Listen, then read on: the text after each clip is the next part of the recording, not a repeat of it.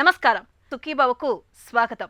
ఈరోజు సుఖీభవలో పొట్టులో తీరని వేదన, హెచ్ పైలోరీ, ముక్కును తీర్చిదిద్దే రైనోప్లాస్టీ, టీనేజ్ అమ్మాయి ఏం తినాలి, ఎలా తినాలి, ప్రసూతి మరణాల్ని నివారించడమెలా, ఇంకా హెల్త్ టిప్. మనలో కొంతమందికి పొట్టంతా ఎప్పుడూ ఉబ్బరించినట్లుగా ఒకటే వేదనగా ఉంటుంది. తిన్నది సరిగ్గా వంట పట్టదు. క్రమంగా బరువు తగ్గిపోతూ శుష్కించిపోతూ ఉంటారు. పదే పదే పుల్లటి తేన్పులు వస్తూ ఇబ్బంది పెడుతూ ఉంటాయి. శారీరకంగా, మానసికంగా బాగా చికాకు పెట్టే ఇలాంటి ఇబ్బందుల వెనుక హెచ్ పైలోరీ అనే బ్యాక్టీరియా కారణంగా ఉండే అవకాశం ఉంటుందని చెబుతారు డాక్టర్లు. పొట్టలో తీరని ఇబ్బందుల్ని తెచ్చిపెట్టే హెచ్ పైలోరీ ఇన్ఫెక్షన్లకు కారణాలు, పరిష్కార మార్గాల గురించి ఇప్పుడు తెలుసుకుందాం. తినే తిండి, తాగే నీరు శుద్ధిగా ఉంటే మన ఆరోగ్యమూ అంతే సురక్షితంగా ఉంటుంది. శుభ్రతపై ఏమరుపాటుగా ఉంటే శరీరంపై జబ్బులు దాడి చేస్తాయి.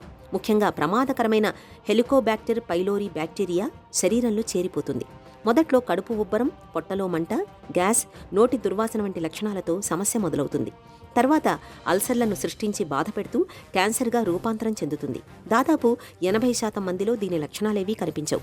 20% మందిలోనే తేలికపాటిగా కనిపిస్తాయి. వాంతులు, విరేచనాలు, రక్తం పడుతుందంటే మాత్రం సమస్య తీవ్ర రూపం దాల్చినట్లే. అయితే దీనికి సమర్థమైన చికిత్స ఉంది. కాకపోతే హెచ్ పైలోరీ ఇన్ఫెక్షన్పై మనలో చాలా మందికి అవగాహన లేకపోవడం, డాక్టర్లు కూడా చాలా ఆలస్యంగా దీన్ని గుర్తించడం వల్ల చాలా మందిలో హెచ్ పైలోరీ అనేది మొండిగా మారుతోంది. దీర్ఘకాలికంగా చాలా రోజుల నుంచి కడుపు ఉబ్బరము, కడుపులో మంట, తేన్పులు ఎక్కువగా రావటము, గ్యాస్ట్రిక్ ప్రాబ్లం అని చాలామంది చెప్తూ ఉంటారు. దీని గురించి లాంగ్ టర్మ్గా ఈ ప్రోటాన్ పంప్ ఇన్హిబిటర్ పొద్దున్నే పరగడుపులో వేసుకునే ట్యాబ్లెట్ని వేసుకుంటూ ఉంటారు.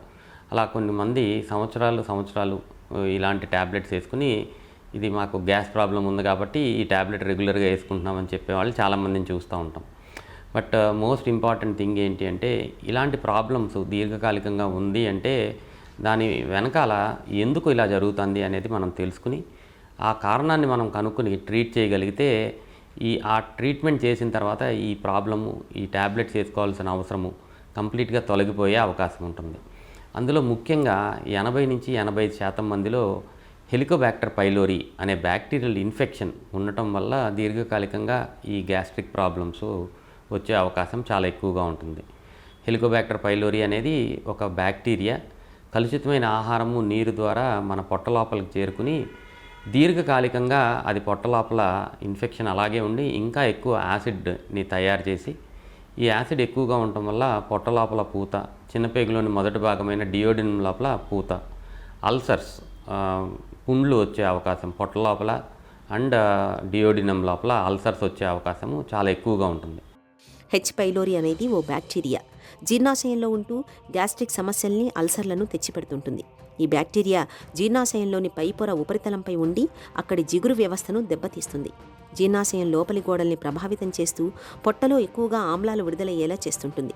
దీనికి చికిత్స తీసుకోకుండా వదిలేస్తే అల్సర్లు క్యాన్సర్గా మారే ప్రమాదం ఉంటుంది. తాగే నీరు, తినే తిండి కలుషితమైనప్పుడు ఈ బ్యాక్టీరియా తేలికగా మన పొట్టలోకి చేరుతుంటుంది. అలాగే ఇప్పటికే ఇన్ఫెక్షన్తో బాధపడే వ్యక్తులతో కరచాలనం చేసినప్పుడు, వారి లాలాజలం తుంపర్లు మీద పడ్డప్పుడు హెచ్ పైలోరీ ఒకరి నుంచి మరొకరికి వ్యాప్తి చెందుతుంటుంది. ఇక రద్దీ ప్రాంతాలు, అధిక సాంద్రత కలిగిన జనావాసాల మధ్య నివసించే ప్రజలకు హెచ్ పైలోరీ సోకే ముప్పు ఎక్కువగా ఉంటుంది. ఈ కారణంగానే పేద దేశాలు, అభివృద్ధి చెందుతున్న దేశాల్లో ఈ ఇన్ఫెక్షన్ ముప్పు ఎక్కువగా కనిపిస్తోంది. ఈ హెలికోబాక్టర్ పైలోరీ అనేది దీర్ఘకాలికంగా ఉండి మనం యాంటాసిడ్ ట్యాబ్లెట్ మాత్రమే వేసుకుంటూ ఉంటే ఆ ఇన్ఫెక్షన్ అక్కడే ఉంటుంది. బట్ టెంపరీగా రిలీఫ్ వస్తాం మాత్రం మనం చూస్తూ ఉంటాం. అదే కనుక ఈ హెలికోబాక్టర్ పైలోరీ అనే బ్యాక్టీరియా ఉంది అని మనం టెస్ట్ చేసుకుని నిర్ధారణ చేసుకుని దీన్ని కంప్లీట్గా 14 రోజుల కోర్స్తో కంప్లీట్గా క్యూర్ చేస్తే ఈ గ్యాస్ట్రిక్ ప్రాబ్లం నుంచి పర్మనెంట్ సొల్యూషన్ వచ్చే అవకాశం చాలా ఎక్కువగా ఉంటుంది. కొంతమందికి అన్కంట్రోల్ డయాబెటీస్ వల్ల కూడా గ్యాస్ట్రిక్ ప్రాబ్లమ్స్ దీర్ఘకాలికంగా ఉండే అవకాశం ఉంటుంది. హైపోథైరాయిడిజం, థైరాయిడ్ ప్రాబ్లమ్స్ వేరే రకంగా తెలియకుండా ఈ గ్యాస్ట్రిక్ ప్రాబ్లం ద్వారా సిమ్టమ్స్ ఉండి దీర్ఘకాలికంగా థైరాయిడ్ టెస్టులు చేస్తే థైరాయిడ్ ప్రాబ్లము, హైపోథైరాయిడిజం ఉందని మనం కనుక్కుంటాం. ఇలాగా మల్టిపుల్ అదర్ కారణాలు కూడా ఈ దీర్ఘకాలికంగా గ్యాస్ట్రిక్ ప్రాబ్లమ్స్ ఉండటానికి ముఖ్యమైన కారణంగా మనం చెప్పుకోవచ్చు. హెచ్ పైలోరీ ఇన్ఫెక్షన్ సోకినప్పుడు ఆమ్లం ఎక్కువగా ఉత్పత్తి అవుతుండడంతో పొట్టంతా ఒకటే మంటగా ఉంటుంది. పొట్ట ఉబ్బరం, అజీర్తి, గ్యాస్, తేన్పుల వంటి బాధలు వేధిస్తుంటాయి. తిన్నది వంట పట్టకుండా ఉంటుంది. క్రమంగా బరువు తగ్గిపోతుంటారు. నిజానికి ఈ ఇన్ఫెక్షన్కు చక్కటి చికిత్స ఉంది. అయితే సకాలంలో దీన్ని గుర్తించలేకపోవడంతో చాలా మందిలో ఇన్ఫెక్షన్ ముదిరిపోతుంది. చివరకు అల్సర్లు సైతం క్యాన్సర్లుగా పరిణమిస్తున్నాయి. పొట్టలో బాధలు ఎంతకీ తగ్గనప్పుడు హెచ్ పైలోరీ సోకిందేమోనని అనుమానించాలి. ఎండోస్కోపీ, హెచ్ పైలోరీ వంటి పరీక్షల సాయంతో దీన్ని ఇవాళ తేలికగానే గుర్తించవచ్చు. హెచ్ పైలోరీ ఉందని తేలినప్పుడు యాంటీబయాటిక్, ఎసిడిటీని తగ్గించే మాత్రలతో దీనికి చక్కగా చికిత్స చేయొచ్చు. యాంటీబయాటిక్స్ మందుల వాడకంతో శరీరం నుంచి బ్యాక్టీరియా బయటకు వెళ్ళిపోతుంది. గ్యాస్ట్రిక్ సమస్యలు క్రమంగా దూరమవుతాయి. నాన్ అల్సర్ డిస్పెప్సియా అంటే గ్యాస్ట్రోఇంటెస్టైనల్ సిస్టమ్ టెస్టులు అన్నీ నార్మల్గా ఉన్నా కానీ కొంతమందికి కంప్లీట్గా గ్యాస్ట్రిక్ ప్రాబ్లము దీర్ఘకాలికంగా ఉంటుంది. దీన్ని functional dyspepsia or non ulcer dyspepsia అని మనం క్లాసిఫై చేసుకుంటాం జరుగుతుంది. ఇది కొంచెం స్ట్రెస్ ఎక్కువగా ఉన్న వాళ్ళల్లో, సైకలాజికల్ ప్రాబ్లమ్స్ అసోసియేట్ అయిన వాళ్ళల్లో, కొన్ని రకాల ఇతరత్ర మందులు తీసుకునే వాళ్ళల్లో ఇలాంటి ప్రాబ్లమ్స్ మనం చూస్తాం జరుగుతూ ఉంటుంది. సో ఇలాంటి మల్టిపుల్ కారణాలు దీర్ఘకాలికంగా గ్యాస్ట్రిక్ ప్రాబ్లమ్స్ ఎందుకు ఉన్నాయి అని తెలుసుకోవడానికి దాని బ్యాక్గ్రౌండ్లో కారణాన్ని కనుక్కొని దాన్ని ట్రీట్ చేస్తే ఈ లైఫ్ లాంగ్ ఈ proton pump inhibitors or gastric tablets తీసుకోవాల్సిన అవసరం ఉండదు. దానివల్ల వచ్చే సైడ్ ఎఫెక్ట్స్ నుంచి మనం తప్పించుకునే అవకాశం చాలా ఎక్కువగా ఉంటుంది. పొట్టలో అల్సర్లతో పాటు క్యాన్సర్ల ముప్పును తెచ్చిపెట్టే హెచ్ పైలోరీని నివారించుకోవటం మన చేతుల్లోనే ఉంది. తినే తిండి, తాగే నీరు సురక్షితంగా ఉండేలా చూసుకోవాలి. అపరిశుభ్రమైన వాతావరణానికి, పరిసరాలకు దూరంగా ఉండాలి. రద్దీ ప్రదేశాలకు వెళ్ళినప్పుడు ముక్కుకు రక్షణగా మాస్క్ని ధరించడం మేలు. భోజనానికి ముందు, తర్వాత, మల విసర్జనకు వెళ్ళొచ్చినప్పుడు తప్పనిసరిగా చేతుల్ని శుభ్రం చేసుకోవాలి. ఆహారాన్ని తాజాగా వేడివేడిగా తీసుకోవాలి. పొట్టలో అల్సర్ల బాధలు మొదలైనప్పుడు ఆలస్యం చేయకుండా హెచ్ పైలోరీ పరీక్షను చేయించుకోవాలి.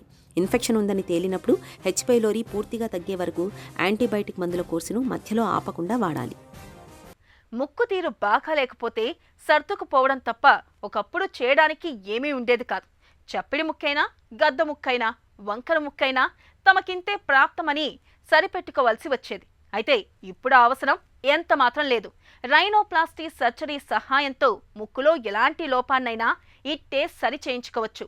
ముక్కును తమకు నచ్చినట్టుగా తీర్చిదిద్దుకోవచ్చు. ముక్కును తీర్చిదిద్దే ఆధునిక సర్జరీ రైనోప్లాస్టీ గురించిన పూర్తి వివరాలను ఇప్పుడు తెలుసుకుందాం. ముక్కు షేప్ని కానీ సైజ్ని కానీ మార్చడానికి, లేదు అంటే కొన్ని రకాలైన ఫంక్షనల్ ప్రాబ్లమ్స్ అంటే బ్రీతింగ్ ఇష్యూస్ లాంటివి ఏమైనా ఉన్నట్లయితే వాటిని కరెక్ట్ చేయడానికి, కొన్నిసార్లు డిఫార్మిటీస్ ఉంటాయి అంటే కంజెనిటల్ పుట్టుకతో వచ్చిన ప్రాబ్లమ్స్ని కానీ, లేదు అంటే ట్రామాతో వచ్చిన ప్రాబ్లమ్స్ని కానీ, లేదు అంటే కొన్ని రకాలైన సిండ్రోమ్స్తో పాటు వచ్చే డిఫార్మిటీస్ని కరెక్ట్ చేయడానికి యూజ్ చేసే సర్జరీని రైనోప్లాస్టీ అని అంటాం. దీనిలో రకరకాలు ఉంటాయి. అంటే మనకి సెప్టోప్లాస్టీ అంటారు. అంటే మనకి ముక్కుకి రైట్ సైడు, లెఫ్ట్ సైడు అనే నాస్ట్రిల్స్కి మధ్యలో ఉండే దూలాన్ని సెప్టమ్ అంటారు అనమాట. ఈ సెప్టమ్ ఒక్కొక్కసారి అంటే పుట్టుకతోనే రావడం కానీ, తర్వాత దెబ్బ తగ్గడం కానీ, లేదంటే వేరే ఏదైనా ఆపరేషన్స్ వల్ల కానీ పక్కకి జరగడం జరుగుతుంది. దీన్ని డీవియేటెడ్ నేసల్ సెప్టమ్ అని అంటారు. ఈ డీవియేటెడ్ నేసల్ సెప్టమ్ని కరెక్ట్ చేసి సెప్టోప్లాస్టీ అనే ఆపరేషన్ చేసినట్లయితే కనుక బ్రీతింగ్ ఇష్యూస్ అనేది కంప్లీట్గా కరెక్ట్ చేయొచ్చు. దీంతోపాటు కొన్నిసార్లు ఎట్లా ఉంటాయంటే పైన ఉండే వాల్వ్ అనేది క్లోజ్ అయిపోవడం కానీ, ఒక్కొక్కసారి కింద ఉండే టర్బినేట్స్ అనేవి హైపర్ట్రోఫిక్ అంటే లావుగా అయిపోయి బ్రీతింగ్ అనేది ఇష్యూస్ రావడం, ఇట్లాంటి ఇష్యూస్ ఉంటాయి. సో వీటన్నిటిని కూడా రైనోప్లాస్టీ ఆపరేషన్ ద్వారా కరెక్ట్ చేయొచ్చు.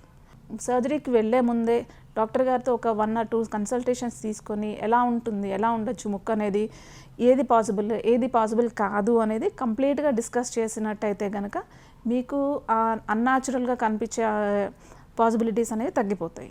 రైనోప్లాస్టీలో ఏమేమి కరెక్షన్స్ చేయొచ్చు అని అంటే, జనరల్గా ముక్కు చాలామందికి లావుగా ఉంటుంది, బ్రాడ్ అంటే బ్రెడ్త్ ఆఫ్ ద నోస్ అనేది ఎక్కువగా ఉండొచ్చు. దాన్ని నారో చేసి ముక్కుని షార్ప్గా చేయడం కానీ, లేదంటే కొంతమందికి ఈ దూలం అనేది చాలా చిన్నగా కిందకు ఉంటుంది. సో దాన్ని హైట్ పెంచడము, ఒక్కొక్కసారి హైట్ ఎక్కువ ఉందంటే గద్ద ముక్కు అంటుంటారు కదా, అలా గద్ద ముక్కు ఉన్న వాళ్ళని హైట్ తగ్గించడము, లేదు అంటే టిప్ని షార్ప్ చేయడము, ఒక్కొక్కసారి అలా అంటే ఈ బేస్ దగ్గర లావుగా ఉంటే దాన్ని నారో చేయడం, ఇలాంటి కరెక్షన్స్ అన్నీ పాసిబుల్ ఉంటాయి అన్నమాట. దీంతోపాటు ఫంక్షనల్ ప్రాబ్లమ్స్ ఉన్నట్టయితే కనుక దీన్ని సెప్టోప్లాస్టీ ఇలాంటి కరెక్షన్స్ని కూడా కంబైన్ చేసి చేస్తాము. పసి వయసు దాటి టీనేజ్లోకి వచ్చాక అమ్మాయిల్లో శారీరకంగా, మానసికంగా పలు మార్పులు చోటు చేసుకుంటూ ఉంటాయి. అది సహజం కూడా. హార్మోన్ల స్థాయిలో హెచ్చుతగ్గుల మూలంగా ఇలా జరుగుతూ ఉంటుంది. అయితే ఈ ప్రభావం వారి ఎదుగుదల మీద పడకుండా ఉండాలంటే రోజువారీ ఆహారంలో కొన్ని ప్రత్యేక జాగ్రత్తలు తీసుకోవాలని చెబుతారు పోషకాహార నిపుణులు. అయితే ఎక్కడ బరువు పెరిగిపోతామోనన్న భయంతో చాలా మంది అమ్మాయిలు డైటింగుల పేరుతో పొట్టను మార్చుకుంటూ ఉంటారు. నిజానికి టీనేజ్లో సమతుల ఆహారం తీసుకోవడం చాలా అవసరం.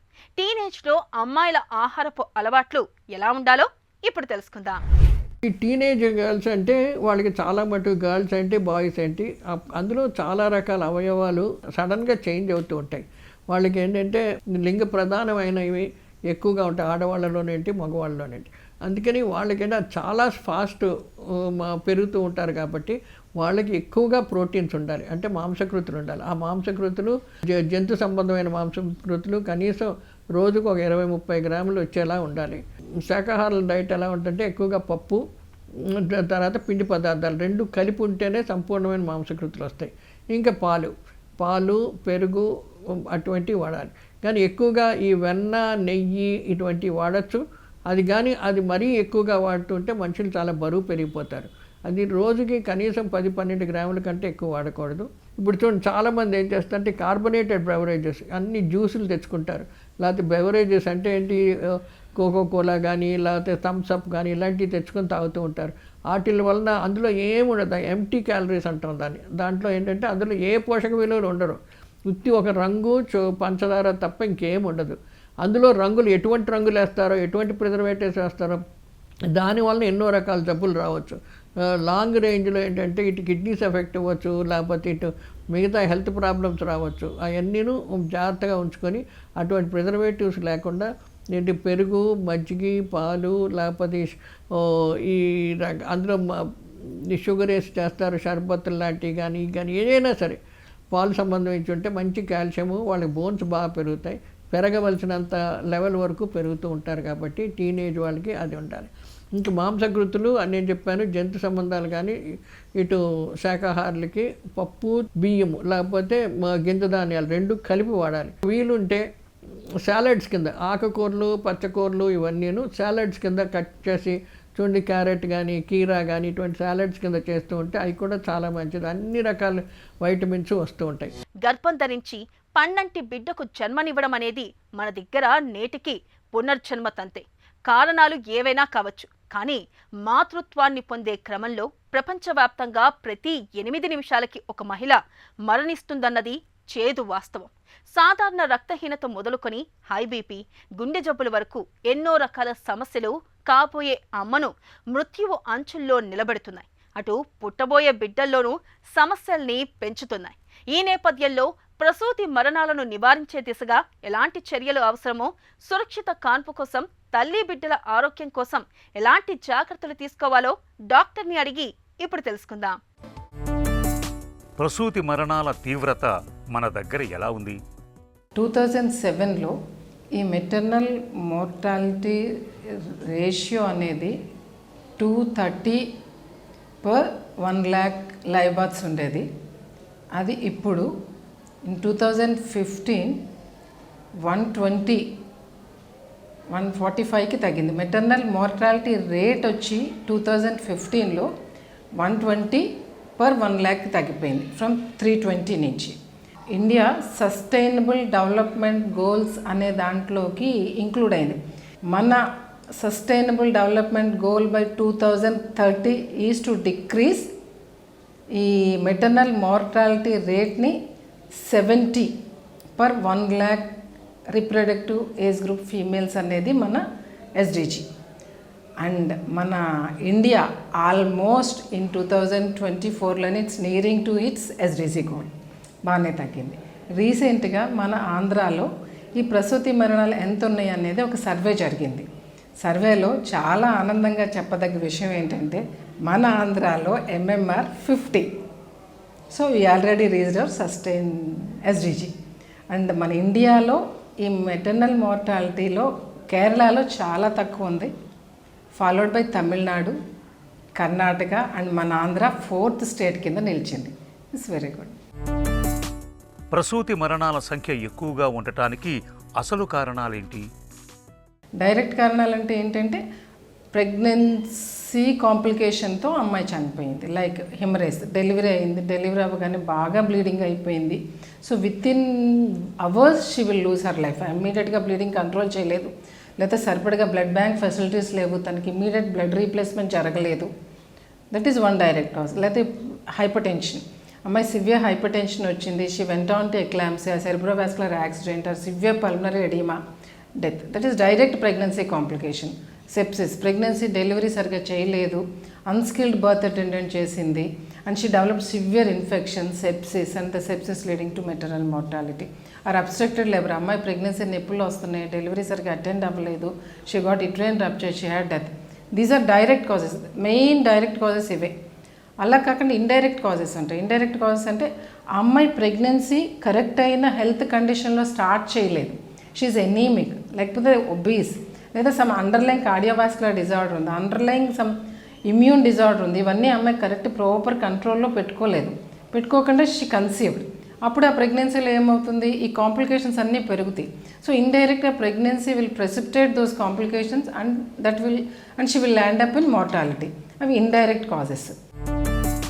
మంత్రసానులు పురుడు పోసే పరిస్థితి మారేందుకు ఏం చేయాలి?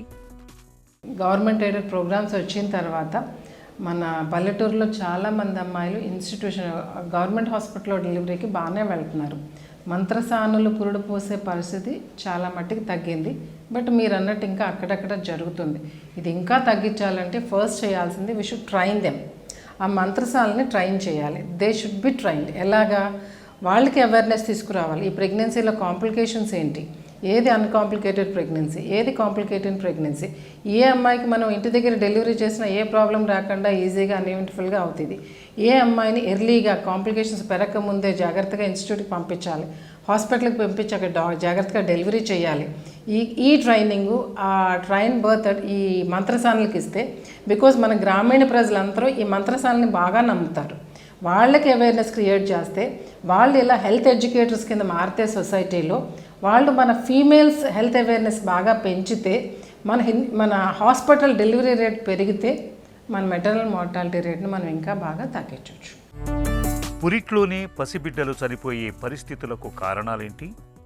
Almost maternal mortality and infant mortality అన్నిటికీ అండర్లయింగ్ కాజెస్ ఒకటేనండి. ఒకటి పోవర్టీ, ఇల్లిటరసీ, ప్రెగ్నెన్సీలో సరైన న్యూట్రిషన్ తీసుకోకపోవడం, ఎనీమిక్గా ఉండడం, సరైన చెకప్లు చేయించుకోకపోవడం, ఇన్ టైం హాస్పిటల్కి వెళ్ళి ప్రాపర్గా డెలివరీ చేయించుకోకపోవడం. ఇవన్నీ వల్ల ఏమవుతుందంటే లోపల బేబీ గ్రోత్ ఎఫెక్ట్ అవుతుంది. బేబీ గ్రోత్ తగ్గుతుంది, ఇమ్మెచ్యూర్ బేబీలు పుడతారు, లేకపోతే స్టిల్ బర్త్స్ వస్తారు. అండ్ ఈ ఇంట్లో పురుడు పోసుకున్నప్పుడు ఆ బేబీ ఏదైనా కొంచెం బర్త్ ఎస్ఫిక్సియా వచ్చింది, లేదైనా చిన్న బర్త్ ఇంజరీ అయింది, కరెక్ట్గా మన మంత్రసాలను అటెండ్ అవ్వలేరు.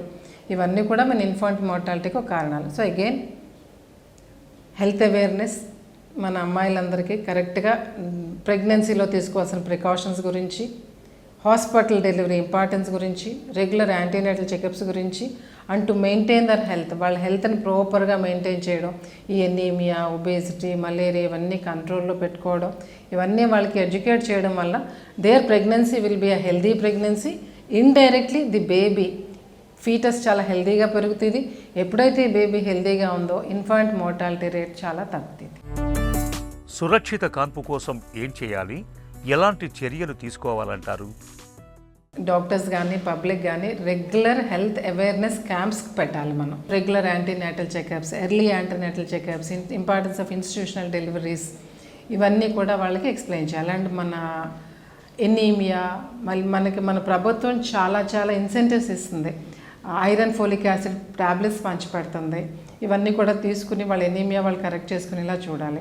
ఇంకా డాక్టర్స్ దగ్గరికి వస్తే training of the doctors is very important. ప్రాపర్గా డాక్టర్స్ ట్రైనింగ్ ఉండాలి.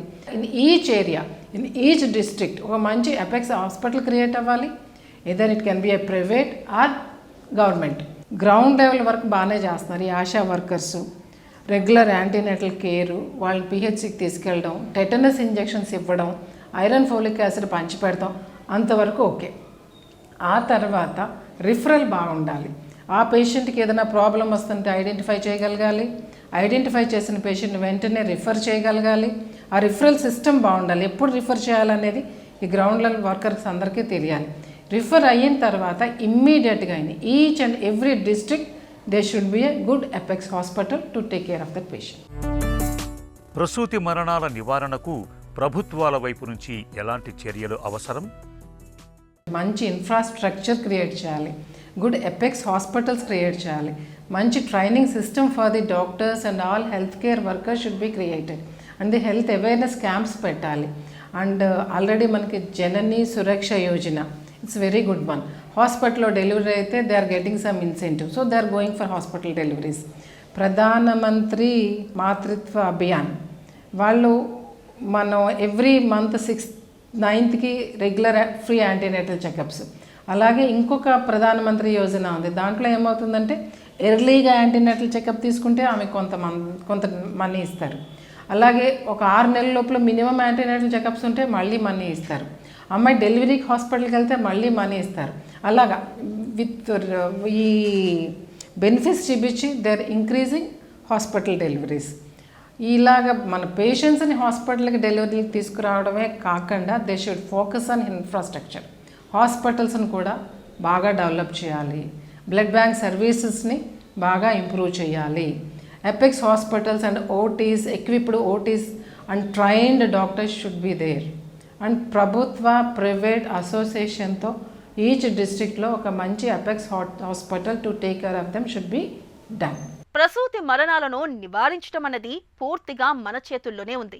గర్భధారణ జరిగినప్పటి నుంచి కాన్పు అయ్యేదాకా తరచూ డాక్టర్ని కలవడంతో పాటు అవసరమైన పరీక్షల్ని చేయించుకుంటూ ఉండాలి. అన్ని వసతులు ఉన్న ఆసుపత్రిలోనే పురుడు పోసుకోవాలి. ఈ జాగ్రత్తలు ప్రసూతి మరణాల్ని చాలా వరకు నివారిస్తాయి. ఇక ఈ రోజు కార్యక్రమాన్ని ముగించే ముందు ఒక చిన్న చిట్కా మీకోసం. కడుపు నొప్పి, పొట్ట ఉబ్బరంతో బాధపడుతున్నప్పుడు దాల్చిన చెక్కను పొడి చేసి నీటిలో వేసి బాగా మరిగించండి. ఆపై కాస్త గోరువెచ్చగా ఉన్నప్పుడు ఆ నీటిని కొద్ది కొద్దిగా తాగుతూ ఉండండి. పొట్టలో బాధల నుంచి మంచి ఉపశమనం లభిస్తుంది.